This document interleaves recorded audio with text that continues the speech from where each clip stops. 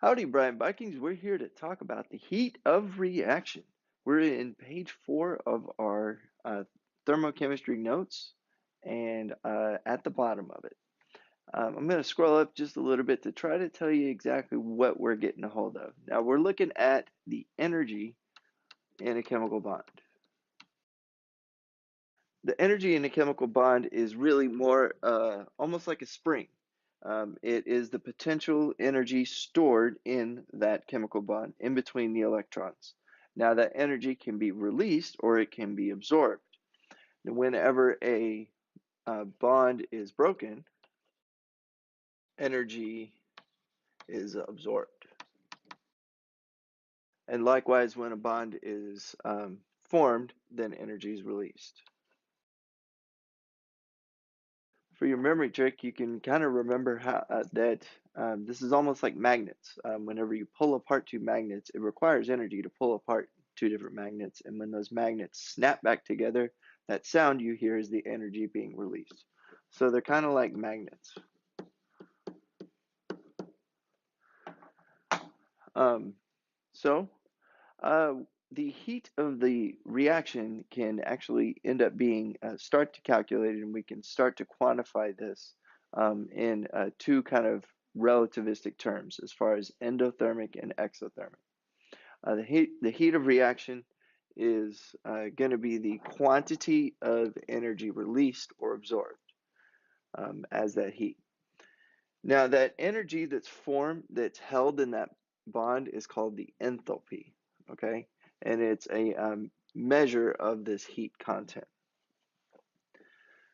Now, if the enthalpy of the products is greater than the heat content of the reactants, the energy has to be absorbed. And if energy is absorbed, it is endothermic.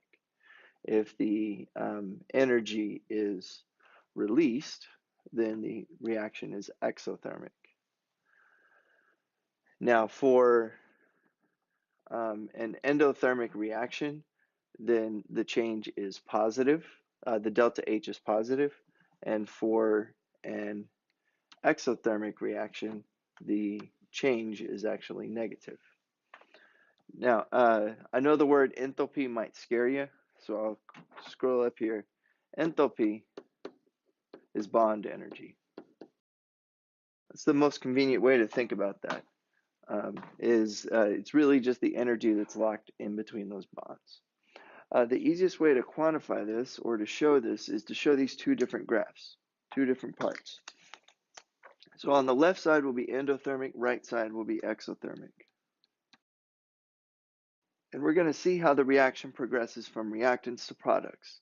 On the y-axis, I have H. Okay, that's my enthalpy. Now, the enthalpy of the reactants in an endothermic reaction is always less than the products. So if I have two different lines, just like this. Now, to connect these two lines, we actually connect it by a little hump, a little camel's hump like this. This little hump represents the activation energy. We'll discuss activation energy in a future video, but for now, just get used to seeing a little hump in between. The idea is that the reactants are on the left side and the products are on the right. The space in between, right here, this is the delta H. This is the change in enthalpy. Okay, so it increased, the delta H was positive here.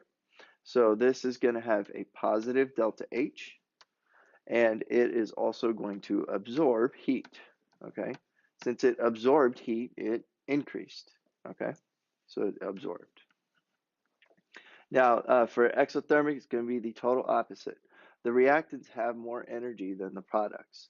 Again, you still need to put the camel's hump in between, but that camel's hump is a little bit smaller. The reactants are on the left side and the products are on the right side.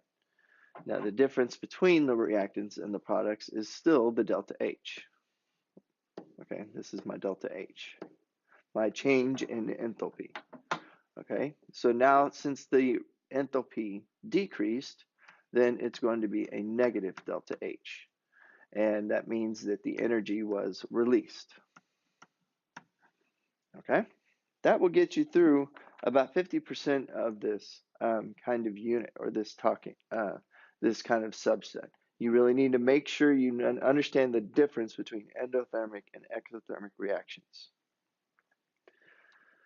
There are a couple more additions to make to endothermic and exothermic. We can write them in a chemical equation by looking at a chemical equation just like this one.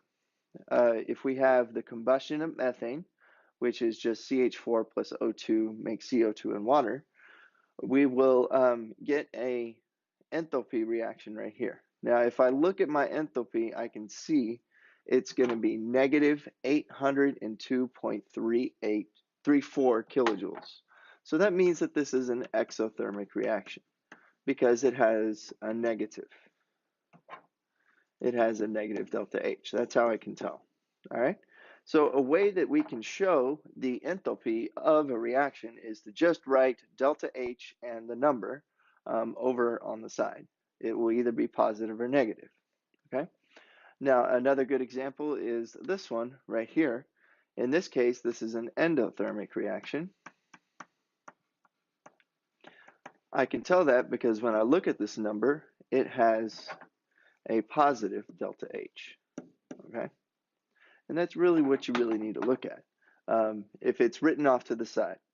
Now, there is another way to do it, and there's nothing wrong with doing it like this way on the top, but there's another way to do it down here in the middle, and that's to actually take these numbers and insert them into the equation instead. If I insert them onto the left or the right side, that will tell me if it's endo or exothermic. So for this exact same reaction on this top side, this one is exothermic like we showed before, but because this term is on the right side or on the product side, that makes it exothermic. So the reason why I can tell that is because it's on the right side. Okay. Now on this one down here, the second one, this one is endothermic. And the reason why I can tell that is because this number is written as a reactant. So it's written on the left side. And it makes sense because that's the energy that was required to add the calcium carbonate. It was the energy required to add the calcium carbonate to make my two products that were right here. Okay. Here, whenever for this top reaction, whenever methane and oxygen reacted with each other and they produced their products, they also produced some kind of heat. Okay, so that's the best way to describe that. Now for this part, we're going to skip for this video only. Okay, we'll come back to it on the next video. All right, so I'm going to skip this part for the next one. But I want to keep on the same kind of topic and move to the next page. So we're going to look at Roman numeral 7, which is calculating heat of reactions, or the enthalpy changes. Now, the enthalpy changes is to describe how much each compound has. Each compound requires some kind of amount of energy to form this compound, and we call that the delta H of formation. I'll write that bigger. That's going to be the delta H with a little f, okay? It's a subscript of f. Now, sometimes you see a 0 up here on the top, and that doesn't really mean anything. That means under standard conditions. So if you really see it right here, at your level, it does not mean much. But in the upper level chemistry, then it starts to mean something. So don't get scared by this little circle right up here. All right? So what happens is this is the energy required to actually form this compound. So an example, we have SO2. That means that it took sulfur and oxygen to make SO2. Well, sulfur and oxygen both have enthalpies of 0 because they're free elements, and they combine together and they make SO2. It requires, or it releases, 296.83 kilojoules. So that is the delta H of formation of SO2. That is the textbook definition for it, and that's what you can look up in textbooks. So really what you're going to do is to find the delta H of your formation. You're going to look these up, all right? You're going to have to look them up, or they're going to be given to you. All right, these are like set values given to you. They're going to be set values that are good to go, that never change. All right.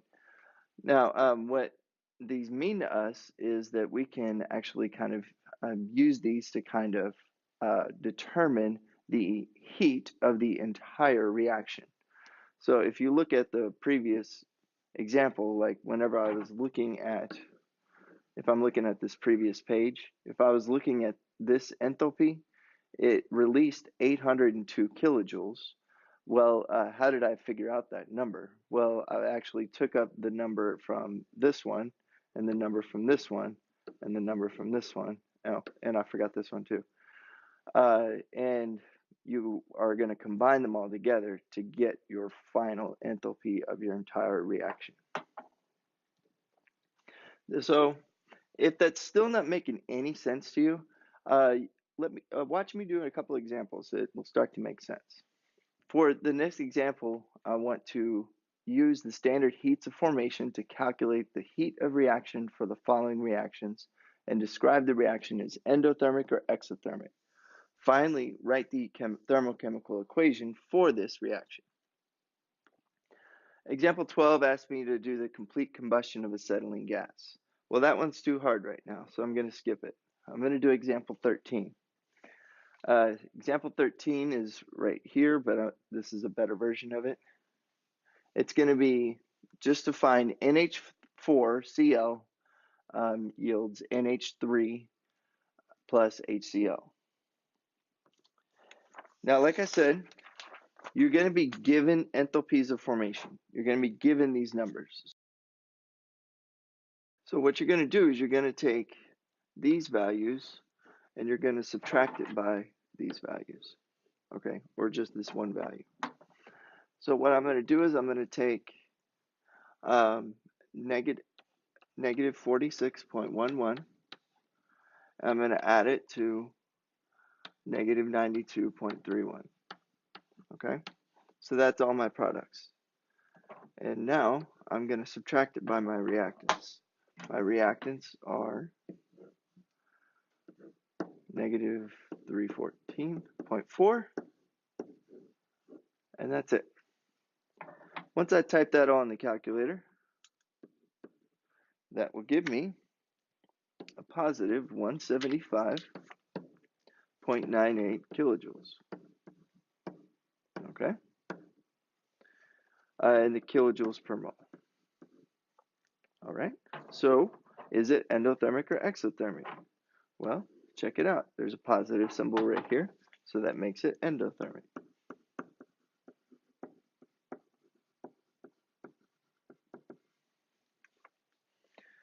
And then I need to write the actual equation again. So since it's endothermic, that means this number is going to go on the left side. So it's going to be NH4Cl plus 175.98 yields NH3 plus HCl. So let's check out this previous example. Example number 12, the one we skipped. We want to do the complete combustion of acetylene gas. I don't have a chemical equation, but I can sure find it if I just know that acetylene gas is C2H2. And since I'm combusting it, just means I'm adding oxygen. And a combustion reaction always makes CO2 and water, just like you learned in a previous unit. Also, just like you learned, you have to balance this equation. So to balance it, I'm going to have to balance my carbons first. And I'm actually going to put a 2 here. I'm going to put a 4 here. Okay? And then I'm going to put a 2 here and a 5 here. All right? It looks balanced to me. Seems legit. Let's move on. Now, my enthalpies of formation are listed. Now, Mr. Russell, you skipped one. You skipped this one. You skipped oxygen. Well, yeah, that's because that the enthalpy of formation of any free element, which means anything that's like oxygen or carbon or anything that's by itself that's not in a compound, that enthalpy is always zero. So the easiest way to do that is just skip it and write it zero. A lot of times you'll be given all the other numbers, but you won't be given oxygen. You have to remember that since I wasn't given to me, that must be zero, right? Yes. So all I'm going to do is basically take this one and subtract it by this one. Okay, simple enough. What I need to do is now take my products, which is going to be CO2. Now check it out. I have 4 CO2s. So I'm going to have to multiply this number by 4. Okay, so it's going to be 4 times negative 393.5. And I have 2 waters, so it's going to be 2 times negative 241.8.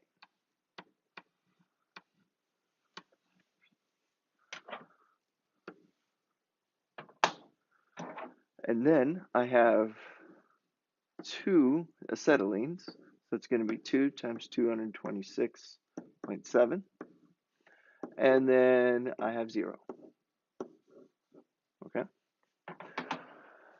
I'll type all of those into the calculator. You remember your order of operations. I like to use these brackets here as parentheses. It helps me separate the reactants from the products. I recommend you use them at least when you write them down. It's a lot easier for us to grade. And if you type them in the calculator, just substitute brackets for parentheses, and it will help you keep it straight.